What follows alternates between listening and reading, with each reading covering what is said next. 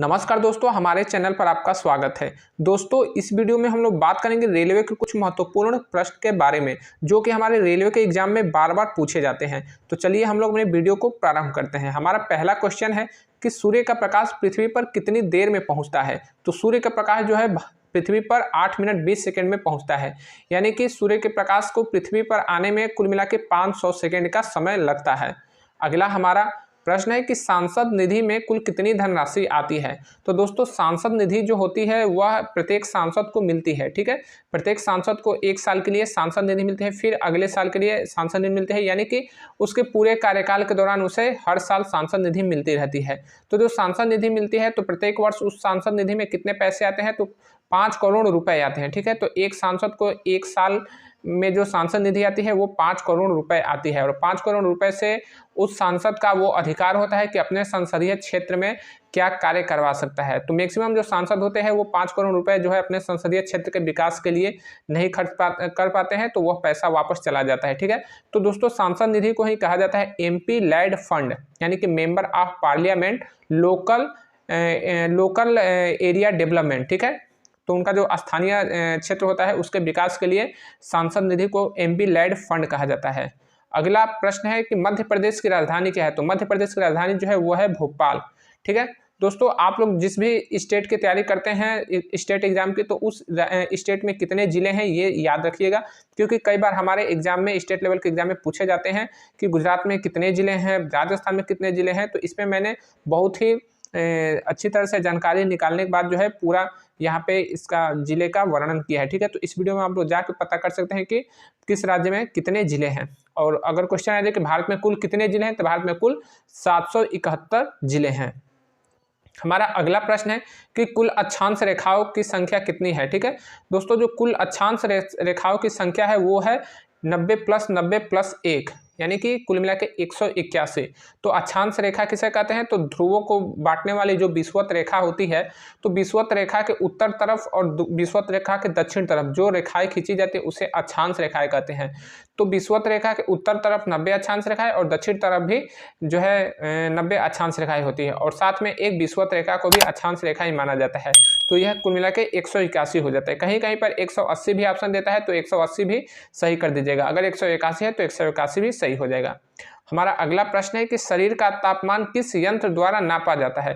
दोस्तों, यह जो है काफ़ी वेरी इंपॉर्टेंट क्वेश्चन है, क्योंकि कई बार हमारे रेलवे के एग्जाम में पूछे जाते हैं। तो शरीर का तापमान जो है वह थर्मामीटर द्वारा मापा जाता है। हमारा अगला प्रश्न है कि विटामिन ए की कमी से कौन सा रोग होता है। तो विटामिन ए की कमी से रतौंधी रोग होता है। दोस्तों, इसमें काफ़ी महत्वपूर्ण क्वेश्चन मैंने आपको जो है क्लियर किया है, जो कि हमारे रेलवे के एग्जाम में बार बार पूछे जाते हैं। तो GS के जो एग्जाम आते हैं इनमें से ये क्वेश्चन काफ़ी महत्वपूर्ण रहते हैं। हमारा अगला प्रश्न है कि स्वर कोकिला किसे कहा जाता है। तो स्वर कोकिला जो है वह लता मंगेशकर को कहा जाता है।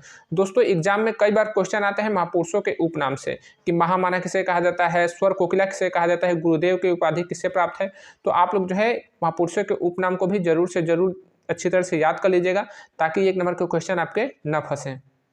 हमारा अगला प्रश्न है कि 1 किलोबाइट में कुल कितने बाइट होते हैं। 1 किलोबाइट में कुल 1024 बाइट्स होते हैं। ठीक है, ये कंप्यूटर साइंस का क्वेश्चन है।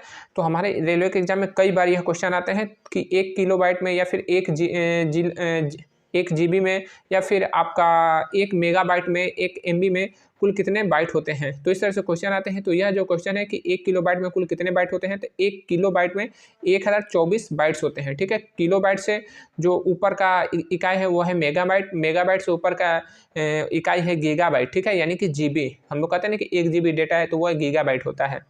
हमारा अगला प्रश्न है कि ICF का फुल फॉर्म क्या होता है। दोस्तों, ये भी वेरी इंपॉर्टेंट क्वेश्चन है।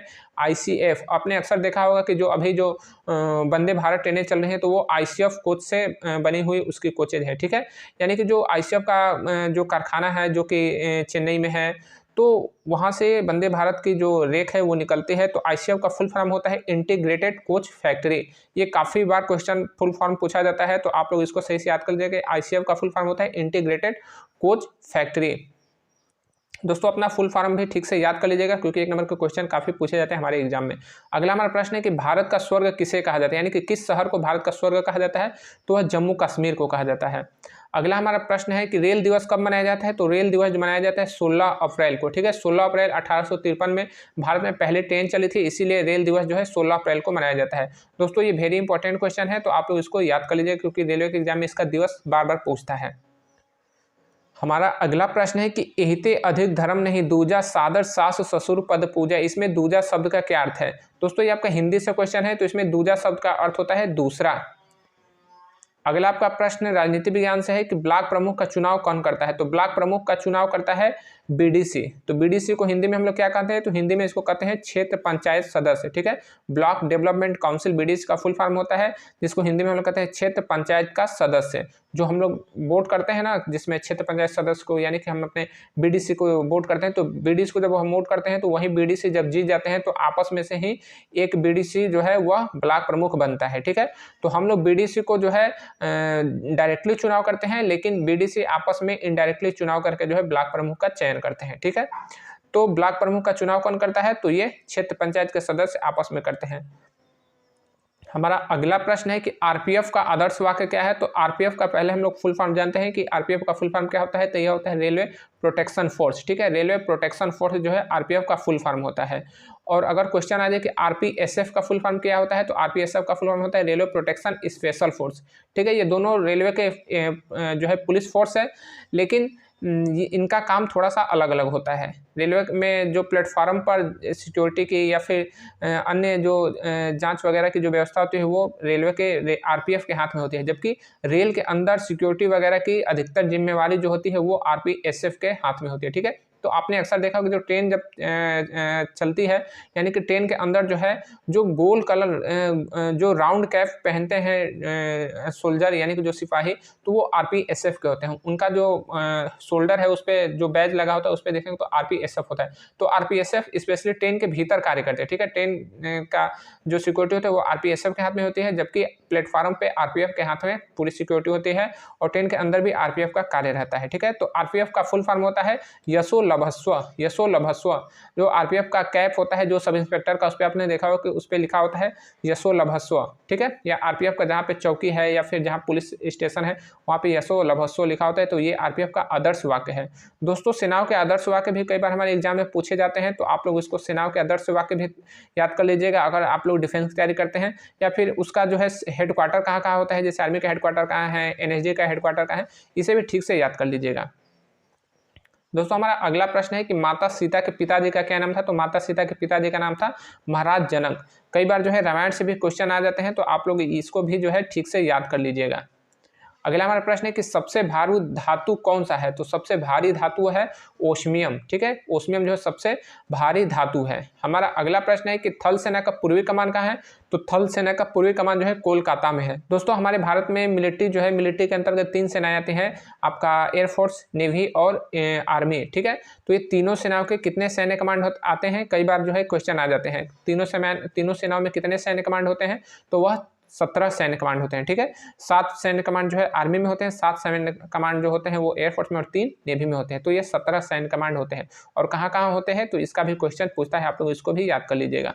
अगला हमारा प्रश्न है कि कोंकण रेलवे का मुख्यालय कहाँ है, तो कोंकण रेलवे का मुख्यालय है आपका नवी मुंबई में, ठीक है। नवी मुंबई में एक बेलापुर नामक जगह है, वहीं पे कोंकण रेलवे का मुख्यालय है, ठीक है। और कोंकण रेलवे में कुल कितने डिवीजन है, तो कोंकण रेलवे में कुल 2 डिवीजन है। अगला हमारा प्रश्न है कि राज्य का सबसे बड़ा प्रशासनिक अधिकारी कौन होता है, तो राज्य का सबसे बड़ा प्रशासनिक अधिकारी होता है राज्य का मुख्य सचिव, ठीक है, राज्य का मुख्य सचिव। दोस्तों जो प्रशासनिक अधिकारी होता है वो आपका आईएएस होता है, जबकि जो पुलिस अधिकारी होता है राज्य का सबसे बड़ा पुलिस अधिकारी, तो वो पुलिस आईपीएस अधिकारी होता है, ठीक है। तो इसमें क्वेश्चन है कि राज्य का सबसे बड़ा प्रशासनिक अधिकारी कौन होता है, तो वह राज्य का मुख्य सचिव होता है, ठीक है। तो राज्य का मुख्य सचिव कोई एक आईएएस अफसर ही होता है। अगर क्वेश्चन आ जाता है कि देश का सबसे बड़ा प्रशासनिक अधिकारी कौन होता है, तो वह हो जाता कैबिनेट सचिव, ठीक है। कैबिनेट सचिव जो है देश का सबसे बड़ा प्रशासनिक अधिकारी होता है, ठीक है। अगर क्वेश्चन आ जाता है कि राज्य का सबसे बड़ा पुलिस अधिकारी कौन होता है, तो वह होता है डीजीपी, ठीक है, डायरेक्टर जनरल ऑफ पुलिस, यानी कि राज्य का पुलिस महानिदेशक। अगला हमारा प्रश्न है कि रामायण के लेखक कौन है, तो रामायण के लेखक है महर्षि वाल्मीकि। दोस्तों अक्सर जो है पुस्तक और उनके लेखक से भी प्रश्न आते हैं, तो आप लोग इसको भी सही से याद कर लीजिएगा। रामायण के लेखक है महर्षि वाल्मीकि। अगला हमारा प्रश्न है कि लोहा और पारा में किसका घनत्व तो अधिक होता है। तो दोस्तों ये आपका जो है विज्ञान से क्वेश्चन है कि लोहा और पारा में किसका घनत्व तो अधिक होता है। तो दोस्तों अक्सर हमने सुना हो कि लोहा जो है काफ़ी भारी होता है, लेकिन पारा का घनत्व उससे भी ज़्यादा होता है, यानी पारा उससे भी ज़्यादा भारी होता है। तो अगर पारे पे लोहा का जो है कोई वस्तु रख दिया जाता है तो उसका घनत्व तो इतना ज़्यादा होता है कि लोहा जो है उसमें डूबता नहीं है, लोहा जो है उस पर तैरता रहता है, यानी कि पारा का घनत्व जो है लोहा से भी ज़्यादा होता है। हमारा अगला प्रश्न है कि भारत का सबसे छोटा जनप्रतिनिधि का पद क्या होता है।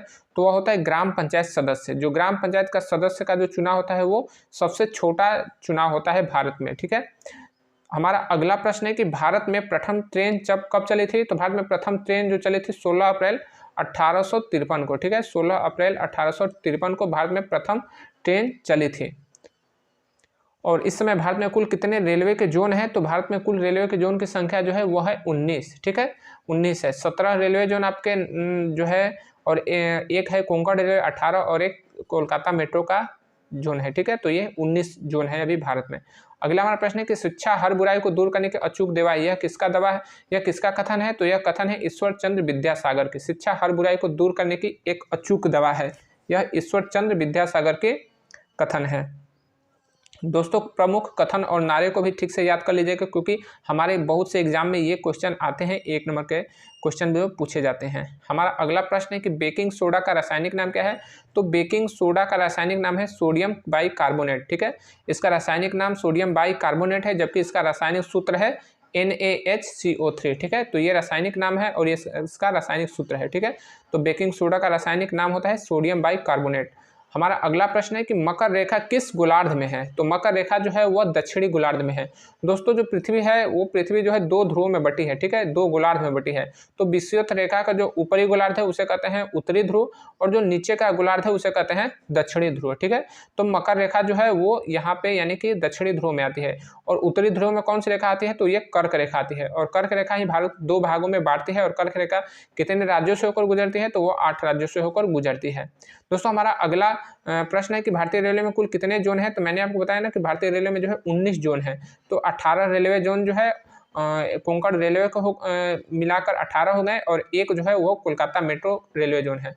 दोस्तों अगर आप लोग जो है जोन के बारे में पूरी डिटेल जानकारी चाहते हैं, साथ ही साथ उसके डिवीजन कितने हैं, तो आप लोग जो है हमारे इस चैनल पे उपलब्ध यह वीडियो को जरूर देखिएगा, क्योंकि बार बार क्वेश्चन पूछे जाते हैं हमारे रेलवे के एग्जाम में कि कहाँ पे किसका मुख्यालय है, कौन सा मुख्यालय जो है किस जोन का मुख्यालय है, तथा साथ ही साथ में कि इस जोन में कुल कितने डिवीजन है। तो यहाँ पे इस वीडियो में मैंने आपको अच्छी तरह से समझाया कि कुल कितने मुख्यालय हैं, कहाँ कहाँ पे इनके मुख्यालय हैं, और इस जोन में कुल कितने डिवीजन है। तो आप लोग इसको जरूर देखिएगा।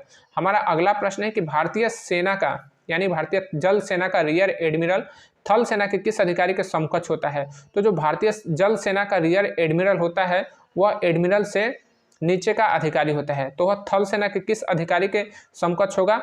तो वह मेजर जनरल के समकक्ष होगा, ठीक है। तो देखिए जो आर्मी का सबसे बड़ा पद होता है जनरल, उसके बाद होता है लेफ्टिनेंट जनरल, और उसके बाद मेजर जनरल, ठीक है। तो उसी तरह जो है जल सेना में भी सबसे बड़ा पद एडमिरल होता है, उसके बाद वाइस एडमिरल होता है, उसके बाद जो है रियर एडमिरल होता है, ठीक है। तो रियर एडमिरल किसके बराबर है। तो रियर एडमिरल जो बराबर है वो है मेजर जनरल के, ठीक है। तो कई बार ऐसे भी क्वेश्चन पूछे जाते हैं, तो आप लोग जो है समकक्ष पदों को भी जरूर से जरूर याद कर लीजिएगा। खासकर डिफेंस के एग्जाम में ये बेसिक क्वेश्चन पूछे जाते हैं। तो दोस्तों हमारा अगला यानी कि लास्ट क्वेश्चन है कि पूर्व रेलवे का मुख्यालय कहाँ है, यानी कि पूर्वी रेलवे का मुख्यालय कहाँ है, हमें कमेंट बॉक्स में जरूर बताइएगा। मिलेंगे अगले वीडियो में, तब तक के लिए जय हिंद।